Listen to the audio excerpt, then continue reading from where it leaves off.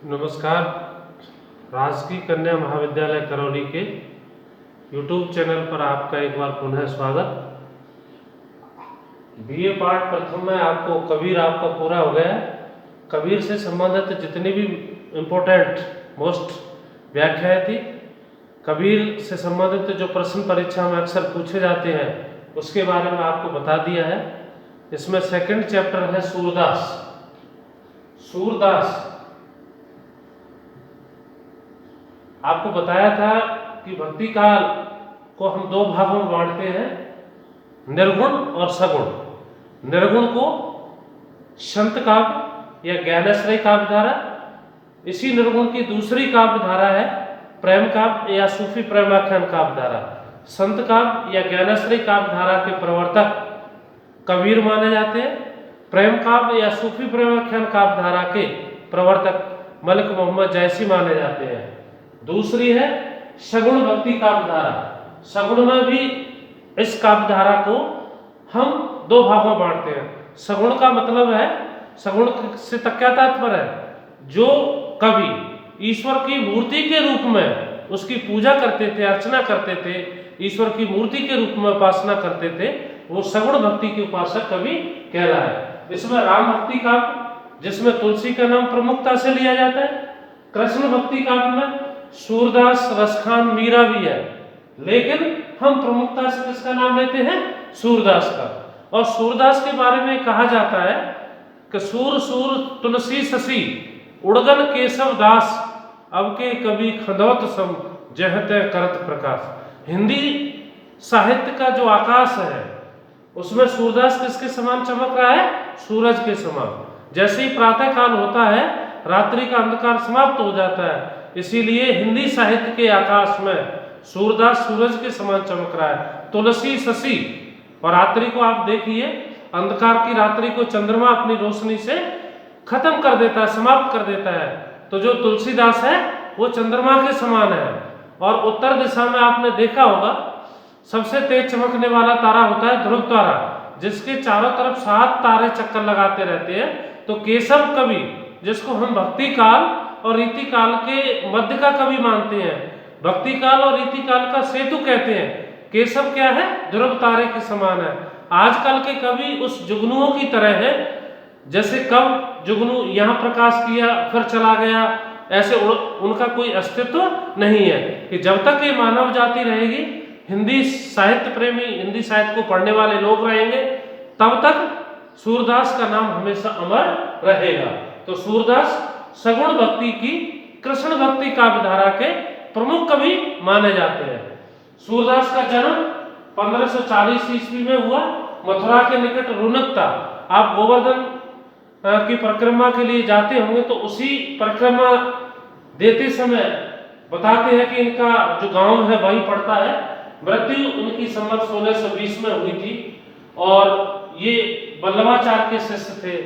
4 वल्लभाचार्य के शिष्य और 4 विठलनाथ के शिष्य, इन 4 और 4 को मिला के 8। पुष्टि मार्ग या अष्टछाप एक संप्रदाय हमारे हिंदी साहित्य में प्रचलन में आया था। तो पुष्टि मार्ग या अष्टछाप का जहाज या अष्टछाप का प्रमुख कवि हम सूरदास को मानते हैं। मथुरा के निकट इनका जन्म हुआ था। और सख्य भाव की भक्ति है। भक्ति 9 प्रकार की होती है। तुलसी की भक्ति है वो दास भाव की है। उन्होंने भगवान श्री राम को दास आराध्य माना है और स्वयं को उनका दास माना है। वो कहते हैं विनय पत्रिका में या रामचरितमानस में कहते हैं तुलसी कि राम सो खरो कौन है, मोसो खोन कोटा। मैं तो उस खोटे सिक्के के समान हूँ जिस खोटे सिक्के को कोई भी दुकानदार नहीं चलाता है। और राम कैसे हैं? खरा सोने के समान है। तो तुलसी की भक्ति कौन सी थी? सख्य भाव की। कृष्ण को अपना मित्र माना है। मीरा की भक्ति है माधुर भाव की है, कृष्ण को अपना पति मानती है। तो भक्ति इस प्रकार 9 प्रकार की होती है। और सूरदास के बारे में ये कहा जाता है कि सूरदास जन्मांध थे, जन्म से अंधे थे। लेकिन सूरदास ने सूर सागर की रचना करने से पहले लिखा है कि चरण कमल बंदो रघुराई, जाकी कृपा पंगु गिर लंगे, अंधे को सब कुछ दर्शाई, बहरा सुने गूंगपन बोले, रंग चले सर छत्र धराई। कमल रूपी चरणों वाले, कमल रूपी मोर का मुकुट धारण करने वाले ऐसे तीनों लोकों के आराध्य भगवान श्री कृष्ण की भक्ति करने पर, भगवान श्री कृष्ण की आराधना करने पर अंधा व्यक्ति इस दुनिया को देख सकता है। इतिहास में ढेरों उदाहरण है। राजा भिखारी बन सकता है और भिखारी राजा बन सकता है, बहरा सुन सकता है और गूंगा बोल सकता है। तो सूरदास के बारे में कहा जाता है जन्मांध थे, लेकिन कृष्ण को अपना क्या माना है? सखा माना है, दोस्त माना है। और जब भगवान जिसका दोस्त हो तो वे कहते हैं ज्ञान चक्षु। ये बाह्य चक्षु जिससे हम दुनिया देखते हैं, चक्षु मीन्स आंखें, ये सूरदास की नहीं थी, लेकिन उसकी ज्ञान की आंखें हमेशा खुली थी। और श्री कृष्ण को जिसने अपना मित्र सखा मान लिया हो, उनको देखने के लिए इन बाह्य चक्षुओं की या बाहरी आंखों की कोई आवश्यकता नहीं है। इसीलिए कृष्ण के बालक रूप का जो मनोहारी चित्रण चित्रात्मक भाषा में सूरदास ने किया है, आप पढ़िए सूर सागर में, कृष्ण के बालक रूप का। बच्चा जब छोटा होता है पहले घुटनों के बल चलता है, जब 6 महीने का हो जाता है 1-2 कदम लड़खड़ाते चलता है, पैरों में पायल बांधी जाती है, उसकी आवाज से अपनी परछाई देखता है तो उसको पकड़ने की कोशिश करता है। उन सब चित्रात्मक भाषा में सूरदास ने कृष्ण के बारे में लिखा है। तो इसको पढ़कर और देखकर नहीं लगता कि सूरदास जन्मांध थे। सूरदास ने 3 प्रमुख ग्रंथ लिखे हैं। सूर सागर, सागर जिसकी गहराई का हम आकलन नहीं कर सकते, साहित्य लहरी और सूर सरावली, ये सूरदास के 3 प्रमुख ग्रंथ माने जाते हैं। और सूरदास को बिहारी को श्रृंगार सम्राट कहते हैं, प्रेमचंद को उपन्यास सम्राट कहते हैं, भारतेंदु हरिश्चंद्र को हम गद्य सम्राट कहते हैं। इसी प्रकार सूरदास को हम वासल का सम्राट कहते हैं। और आचार्य हरिहर प्रसाद द्विवेदी ने या रामचंद्र शुक्ल ने लिखा है सूरदास के बारे में कि श्रृंगार और वात्सल्य का जितना उद्घाटन सूर ने अपनी बंद आंखों से किया है, उतना संसार के किसी कवि ने नहीं किया है। इन दोनों का वो कोना कोना झांक गए हैं। सूरदास से आपके जो प्रश्न पूछे जाते हैं, 2 प्रश्न है, कौन कौन से हैं? या तो सूरदास वासल के सम्राट हैं, उदाहरण से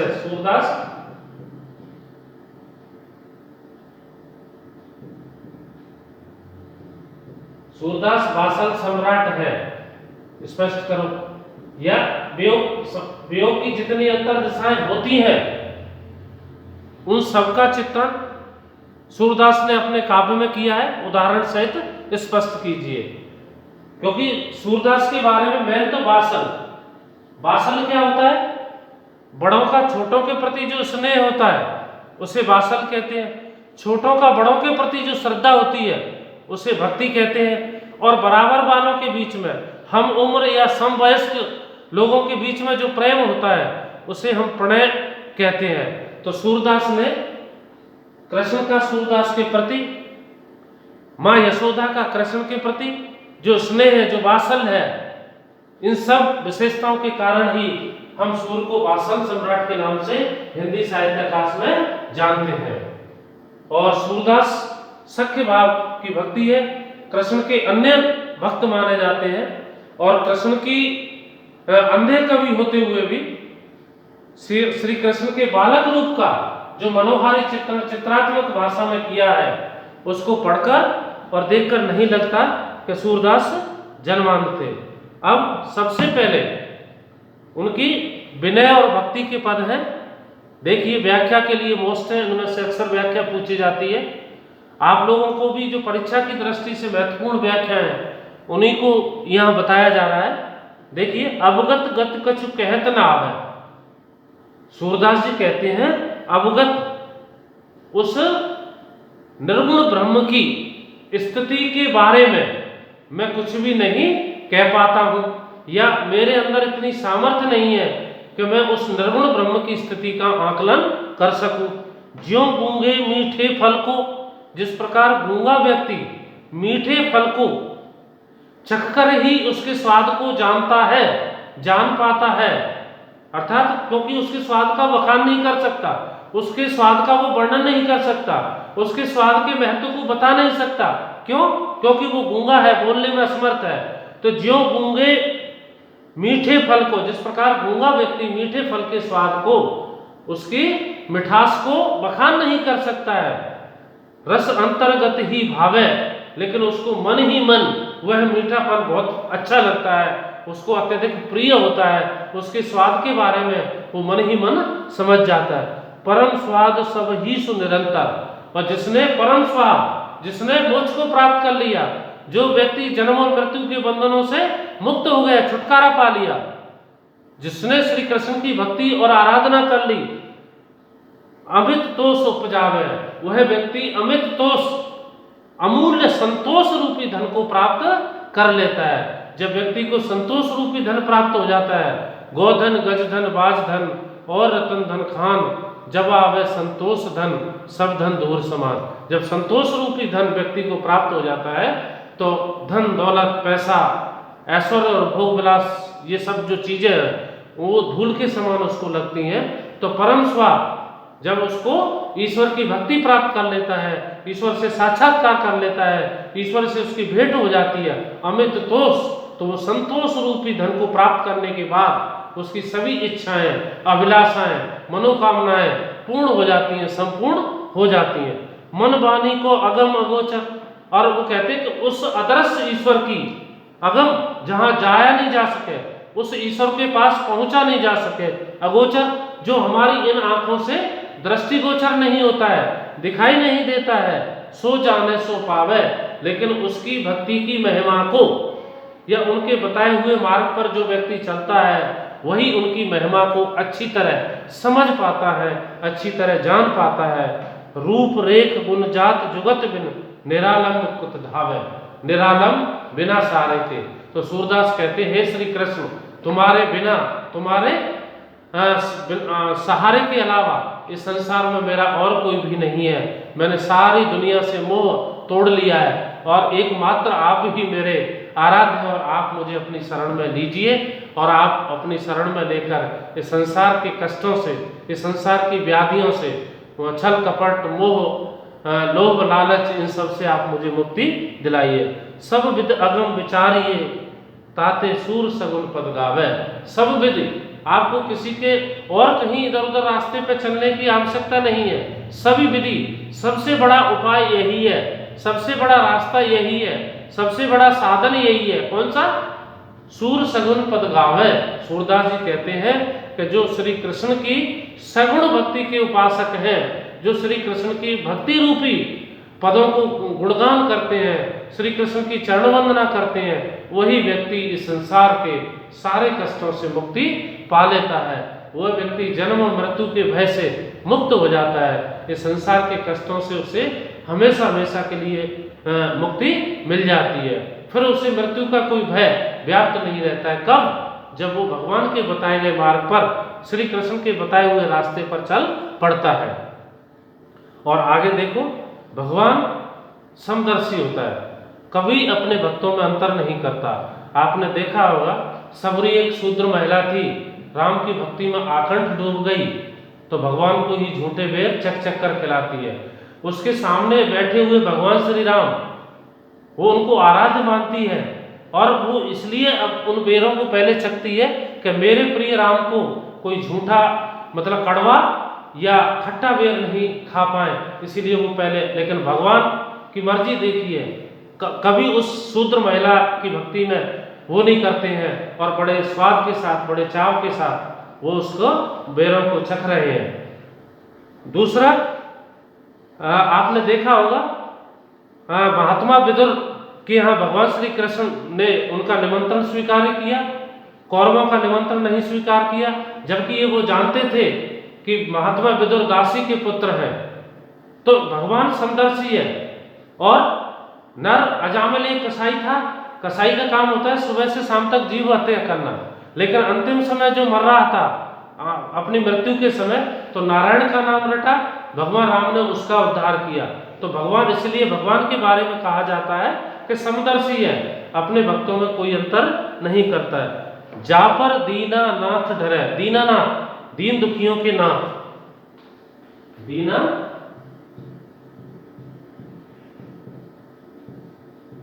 असहाय व्यक्ति,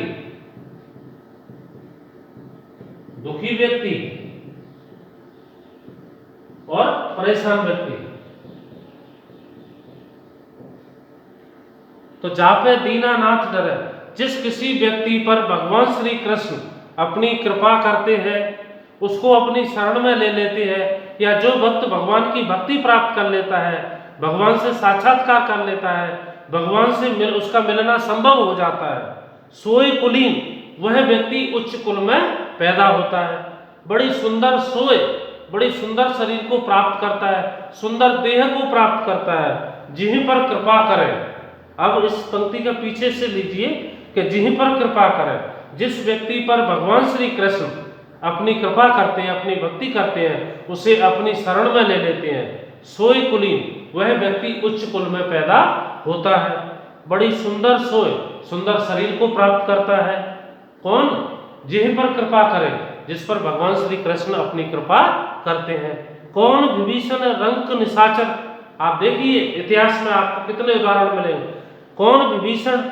विभीषण को लिए ये जानते हुए भी कि ये निशाचर है, राक्षस का भाई है, उसके दुश्मन का भाई है, लेकिन जब विभीषण सब कुछ छोड़ करके राम की शरण में आया तो उसको उस विभीषण को भगवान श्री राम ने भी अपनी शरण में लिया, और रावण की मृत्यु के बाद लंका का अधिपति, लंका का राजा उस विभीषण को बना दिया।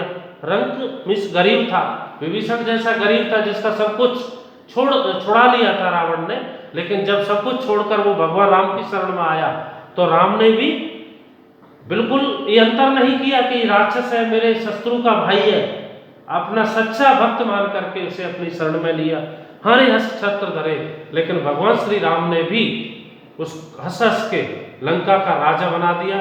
लंका का जो राजमुकुट था उस गरीब ब्राह्मण, उस गरीब राक्षस विभीषण के माथे पर रख दिया। भगवान ने उसके अंदर अंतर नहीं किया, इसलिए भगवान को हम समदर्शी, सभी भक्तों को एक भाव से, एक दृष्टि से देखने वाला मानते हैं। रंकव कौन सुदामा होते। सुदामा जैसा गरीब तो इस संसार में कोई नहीं था, लेकिन भगवान कृष्ण से मित्रता थी तो भगवान श्री कृष्ण ने उसे अपने समान बना दिया। दो लोगों का राजपाट हमें उस सुदामा के लिए भेंट कर दिया, सुदामा के लिए दान दे दिया। इसीलिए ये कहा जाता है समाज में कि मित्रता तो सुदामा और कृष्ण जैसी होनी चाहिए। रंकव कौन सुदामा से, अर्थात सुदामा से अत्यंत गरीब इस संसार में कोई नहीं था। आप समान करे, लेकिन भगवान श्री राम ने भगवान श्री कृष्ण ने उसे अपने समान कर दिया। राजा कौन बड़ो रावण थे। रावण बहुत बलशाली था, योद्धा था, लेकिन अहंकार किया, घमंड किया, राम की स्त्री का अपहरण किया, गर्व ही गर्व करे, लेकिन भगवान श्री राम ने उसके अहंकार का मान मर्दन कर दिया, उसके अहंकार को तोड़ दिया, चूर कर दिया। अधम कौन अजामिल थे। अजामिल एक कसाई था, अभी आपको बताया था। अधम निकृष्ट था, नीच था, सुबह से शाम तक जीव हत्या करता, लेकिन वो भगवान का सच्चा सेवक था, भगवान का नाम रटता था। नारायण उसके बेटे का नाम था, तो नारायण उसका वो नाम पुकारता रहता था। तो वहां जम तह जात डरे, मृत्यु का देवता यमराज भी उस अजामिल के यहाँ जाने से घबराता था। क्यों? क्योंकि वो भगवान का सच्चा सेवक था। कौन विरक्त अधिक नारद से। हम सब लोग तो सांसारिक लोग हैं, धन दौलत एकत्रित करते हैं पत्नी और बच्चों के लिए, लेकिन नारद तो बैरागी था, वियोगी था, उसका संसार में कुछ नहीं था, लेकिन भगवान श्री कृष्ण ने उसके भाग्य में भी इधर से उधर भटका, घूमना फिरना लिख दिया था। निस्दिन भ्रमत रहे, रात्रि दिन वो इधर उधर घूमता रहता है। जोगी कौन कड़ो शंकर थे। और शंकर महादेव के समान तपस्वी सिद्ध पुरुष इस संसार में और कोई नहीं था, लेकिन उसके मन में भी काम वासना जागृत हो गई थी। ये सब किसकी कृपा से संभव हुआ? भगवान की कृपा से संभव हुआ। अधिक कुरूप कौन कुब्जा से। और कुब्जा जैसी कुबड़ या कुरूप स्त्री संसार में कोई नहीं थी, लेकिन भगवान कृष्ण की भक्ति की तो कृष्ण ने उसको सुंदर स्त्री में परिवर्तित कर दिया। भावार्थ है कि उस कुब्जा या उस कुबड़ वाली स्त्री ने भी कृष्ण को पति के रूप में प्राप्त कर लिया। अधिक स्वरूप कौन सीता से। सीता से सुंदर स्त्री संसार में कोई नहीं थी, लेकिन उसके जन्म वियोग भरे, लेकिन भगवान ने उसके जीवन में भी अनेक कष्ट, दुख, परेशानियां भर दी और उन्हीं कष्ट और परेशान शादी के तुरंत बाद 14 वर्ष वनवास जाती है, वापस आती है, फिर राम के द्वारा परित्याग कर दिया जाता है। तो अत्यधिक सुंदर स्त्री सीता थी, लेकिन उसके जीवन में, उसके भाग्य में भी कष्ट और परेशानियां लिखी हैं। यह गति मत जाने नहीं कोई, किह रस रसिक ढरे। रसिक, जो लोग भक्ति रूपी रस में डुबकियां लगा लेते हैं, जो लोग कृष्ण की भक्ति रूपी और उस रस का पान कर लेते हैं, वह लोगों की मति एक जगह स्थिर रहती है, उनकी मति, उनकी बुद्धि डगमग नहीं रहते। सूरदास भगवंत भजन बिन, सूरदास जी कहते हैं कि भगवान श्री कृष्ण के भजन के बिना, उनकी आराधना और स्तुति के बिना, भक्ति के बिना फिर जठर जरे। अर्थात जिस प्रकार अग्नि 3 प्रकार की होती है, भूख लगने पर पेट में जो अग्नि लगती है जठराग्नि, जठर मीन्स पेट, आप खाना खाओ शांत हो जाती है, आपकी भूख समाप्त हो जाती है। एक दावाग्नि, जो आपने देखा होगा, एक होती है बड़वाग्नि, पानी में भी आग लगती है जब ज्वालामुखी पड़ता है। और कभी कभी आप न्यूज, टेलीविजन, समाचारों, अखबारों में पढ़ते हो कि जंगलों में अपने आप आग लग जाती है। तो यहाँ वो कह रहे हैं, सूरदास जी कहते हैं कि श्री कृष्ण की भक्ति के बिना आपकी पेट की जो विषय वासना रूपी अग्नि है वो हमेशा जलती रहती है। अगर विषय वासना रूपी अग्नि को शांत करना है तो श्री कृष्ण की भक्ति रूपी रस में आपको अपने मन और हृदय को डुबाना पड़ेगा। अपने मन और अपने हृदय को अच्छी तरह उस भक्ति रूपी रस का पान करना पड़ेगा, और फिर आपकी जो विषय वासना रूपी अग्नि है वो शांत हो जाएगी। बहुत बहुत धन्यवाद।